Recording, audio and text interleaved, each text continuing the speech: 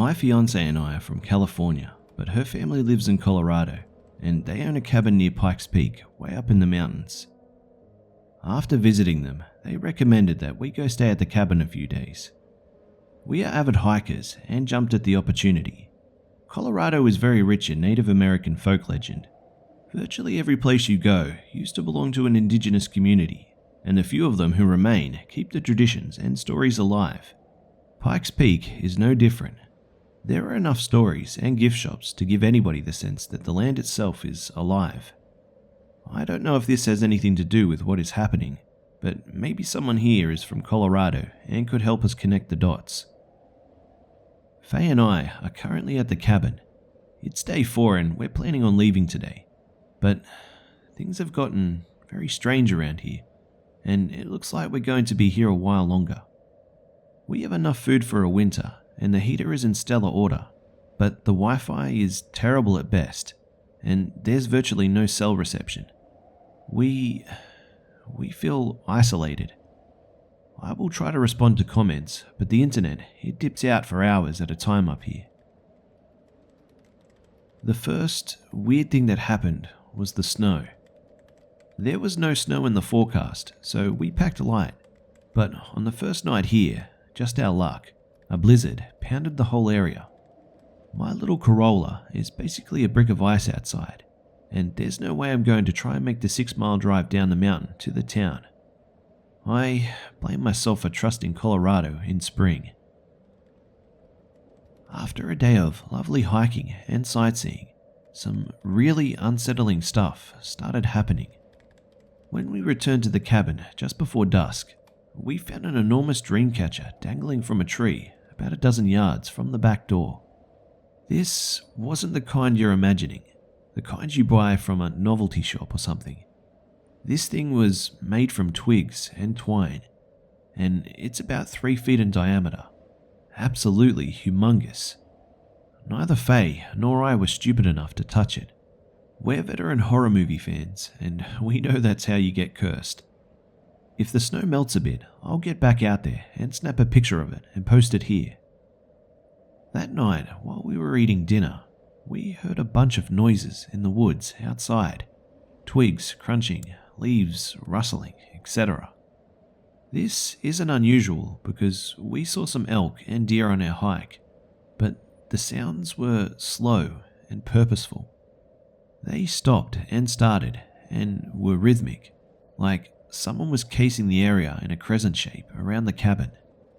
I used my really bright tactical flashlight to look outside from the porch, but there was nothing.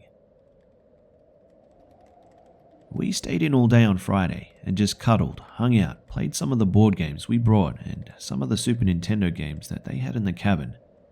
It snowed again, and after dark, we started hearing more noises.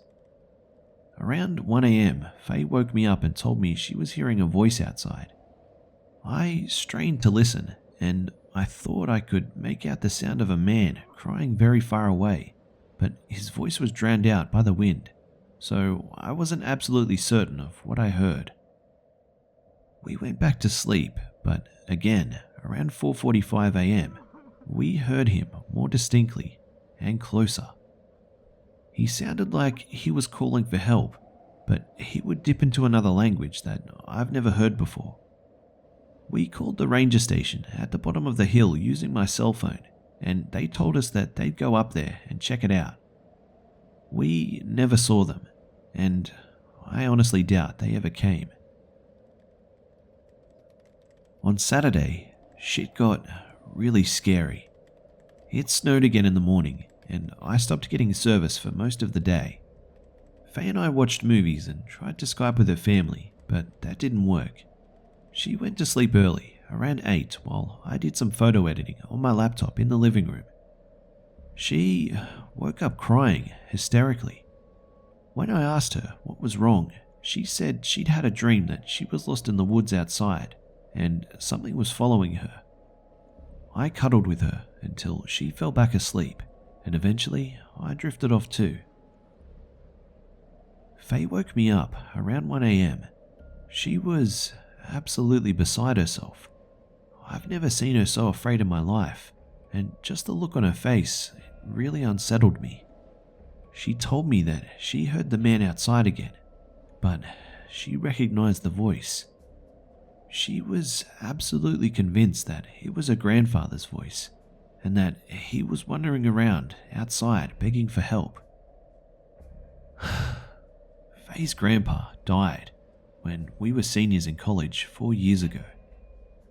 I told her that she was dreaming, but then I heard the voice too. I never met the guy, so I wouldn't recognize his voice, but it did sound different from the night before. It sounded older. I had to do everything I could to keep her from running off into the woods looking for him. Eventually, she realized that the possibility of it being him was absurd, so we put a movie on at a good volume and fell back to sleep. Also, my cell phone, it wouldn't connect a single call. What happened last night, Sunday, was the thing that has sent me over the edge. Essentially, the same thing happened. Around 1 a.m., at which point I was still awake, almost expecting the noise to happen. I heard a voice. This time, it was a woman's. Thankfully, it was distant enough that it didn't wake Faye. I walked into the bathroom and cracked the window open just a tiny bit. The frosty air that came through that crack seemed like a death sentence to me as a Californian. Nobody could survive outside for long in that, not without serious military-grade winter gear. And yet, someone was wandering the fuck around out there, stepping on twigs and crying. I am a reasonable, skeptical, sometimes arrogant agnost, but I'm telling you, the voice sounded exactly like my mother's. My mum is alive and well, and living in Southern California, so my brain instantly cramped at the sound of her voice out here in the Rocky Mountains. I would know my mother's voice anywhere. I think we all would. And I'm telling you, I'm about 90% sure it was hers, which is way too sure not to scare the shit out of me. I grabbed my light and went outside with a blanket wrapped around me and my hiking boots on. I circled the entire cabin and looked around. There was snow pushed out of the way in a big, meandering pattern that snaked in and out of the tree line, like someone was drunkenly shuffling around. Maybe they were injured. The path went right up to the bathroom window, and then back into the woods. Each time the voice called out, I shouted, "Mum?" Or, "Who's there?" Or, "Who are you?" And each time, the voice receded further into the woods. I'm pretty certain it was trying to coax me deeper and deeper into the forest, away from the cabin. I'm still alive because I'm not an idiot. I'm not going to die like some dumbass in a bad horror movie. I went back inside and made sure we were locked down, tight. And since I can't call the ranger station, I'm posting this instead. I will keep you updated. Edit. It's Monday and we got a hold of Faye's dad. The weather is supposed to clear up tomorrow, so he's going to come pick us up in his truck and help get my car down the mountain. I will keep you all informed. Only one more night in this place. I'll try to get some photos up. Edit. 9:30 p.m. Monday. I've been able to get online twice today. I wish I knew more about electronics, but I'm a history teacher. So I don't think I can fix the Wi-Fi or predict when it'll work. I can send and receive emails and some Reddit posts, but I cannot load from websites or view photos. Faye hasn't been feeling well since noon. She developed a stomachache and has been intermittently throwing up. We both ate the same thing and I feel fine, so I'm not sure what it is. She sometimes gets like this when she gets worked up. Although I'm an agnostic atheist, she is very Catholic and is pretty convinced that something supernatural is going on. There's no need for alarm at the moment. She does not have a fever and I'm keeping her hydrated and in high spirits. She seems to be on the mend. Went to sleep about 1.5 hours ago. Some noises to report. Cackling or repetitive vocalizations in the forest, probably 100 yards out. The tree line starts at about 20 yards out, so this sound is coming from much deeper. Some movement spotted just behind the tree line at dusk, but could be elk or deer. I couldn't see very much. I'm keeping all the curtains closed, windows locked, furniture in front of the doors, and I'm checking on Faye every half hour. Her dad will be here in the late morning to pick us up and dig my car out. Also, another Redditor near us pointed out that I'm an idiot for not double checking the weather. You're correct. I promise I'll provide an update as a new post tomorrow, should anything significant happen. I'm sorry for the delay, everyone. We're collecting ourselves. Sorry for any formatting issues as well. I'm writing this on my phone. Faye's dad picked us up in his truck. He brought his buddy with him, who is now following us in my car. A lot of things happened last night. Some things I won't share because I'm not sure how to interpret them yet. I'm not even sure I understand what happened. But here are the most important things. I also managed to get some recordings, which I'll try to upload when we get home to California in a few days. I tried to stay awake last night until 1 a.m.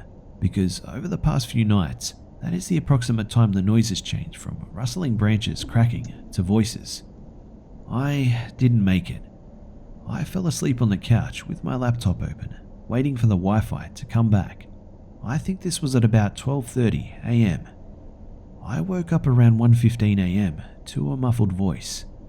In my sleepy days, I struggled to figure out where it was coming from. I thought it was just outside the living room window, so I sat there quietly trying to make out the words.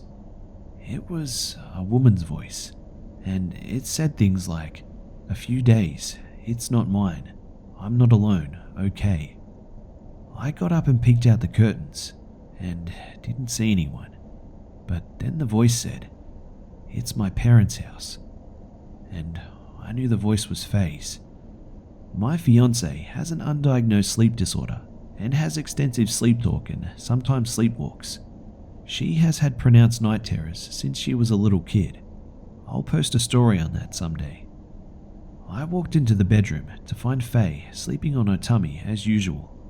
She didn't say anything else as I came in. Two things really disturbed me about this situation though. The first is that she appeared to be having a conversation with someone, which is actually quite common for her, but the person she was conversing with was interrogating her, asking her questions about herself, me, the cabin, etc. Second, in her sleep, Faye was imitating another voice. It wasn't hers that she was speaking with. She was altering the pitch and tone to sound like a different person. My modus operandi is to not wake her up when she has sleep disturbances. There's a story behind this, expect one someday. Instead, I gently rub her back and hair, which calms her and puts her back to restful sleep. I did this for a few minutes, but then there was another noise, off in the distance, outside. I got up and walked to the window to listen, and I think this was the first time that I really felt scared enough that I felt like we were in real danger. It was a child singing in the dark. I couldn't really make out much of what she or he was saying, but I'm certain that it was a child, probably aged 6 or 8, trying to sing a song. The snow had abated for a while now, and the stars were notably bright, so I could see all the way to the rim of the forest, about 20 yards out. There was a figure standing there, just past the first trees, back facing me, looking up at either the moon or the tops of the trees. It stood so still that I convinced myself it was a tree stump or something, and in a few minutes, it was no longer visible. My skeptical nature compels me to be reasonable and say my eyes were playing tricks on me.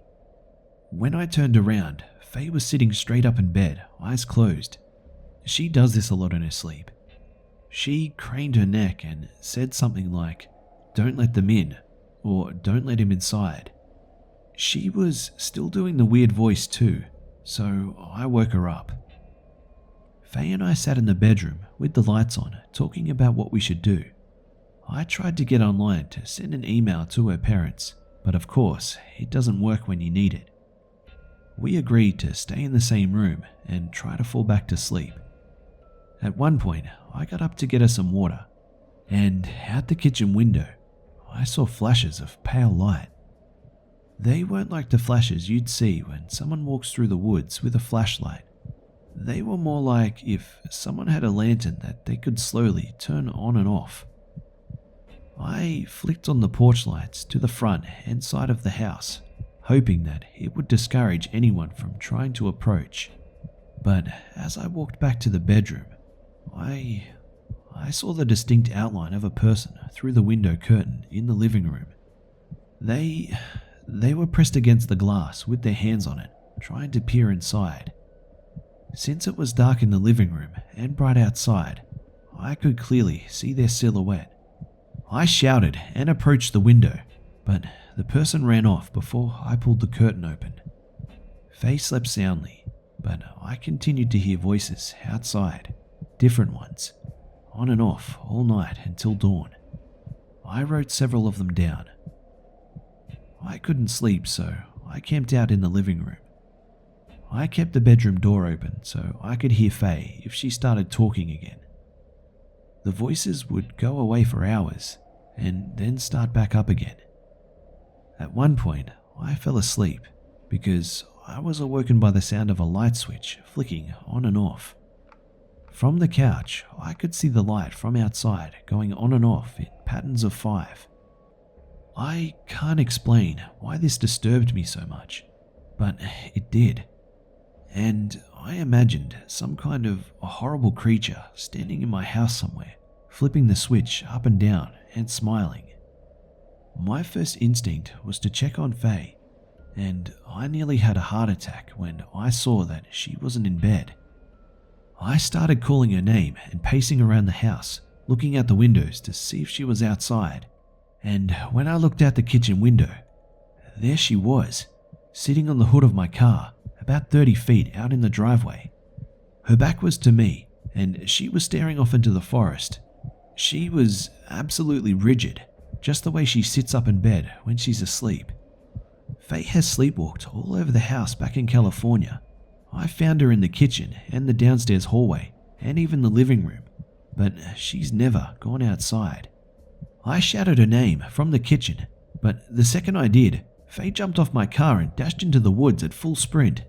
She never looked back at me. I started flipping out and screaming her name over and over. I scrambled to grab my boots to go after her, but the second I pulled the front door open, Faye called out my name from behind me. She was standing in the hall, looking confused, asking me what was wrong. Apparently, she had been in the bathroom.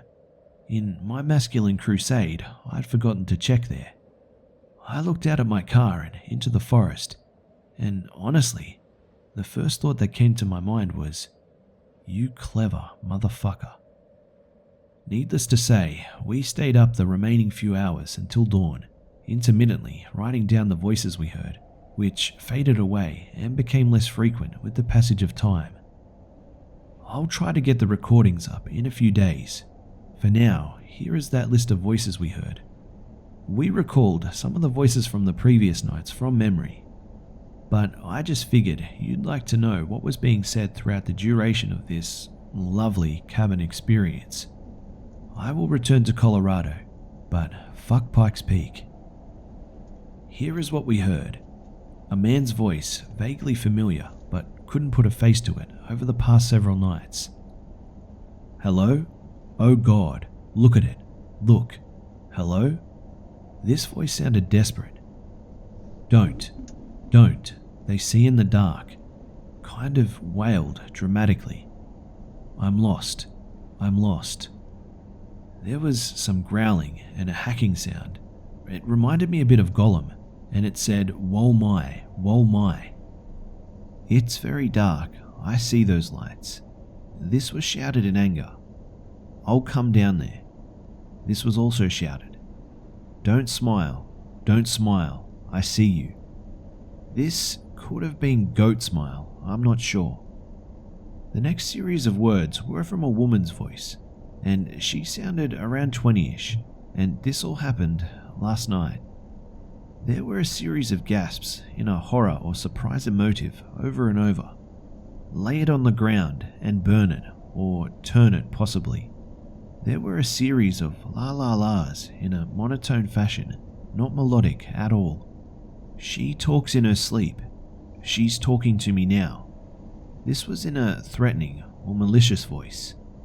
Then there was the child, and it sounded about 6 to 8 years old, and I couldn't determine the sex, and this happened all of last night. I'm not sure if it was actually English or if my mind is just forcing the sounds into English, but the child said, "Oh soul me I do, why do I do, eat, eat, eat. I am a vacant, naked soul, me I do." Then the child said, "When do we go inside? When do we go inside?" This was a very unusual intonation. It sounded like a robot trying to mimic a child or something. Then there was the voice of my mother from a few nights ago. She said stop, but in a laughing, joking way. She has a recognizable Bostonian accent as well. She then said, "Look at the windows. Did you see it?" And lastly, there was the voice of Faye's grandfather from a few nights ago. There was lots of indiscernible groaning and calls for help. Something about the war. They's bodies still in the ground there. Never found them, that they're there. Right here, right here. Oh, they found it. They found it. Oh, I'm standing in the same place. 20 years. That last part was a bit hard to understand, but I think that's what he said. By the way, I forgot to go check to see if that dream catcher was still there out back. You're welcome to drive out there and look for yourself though.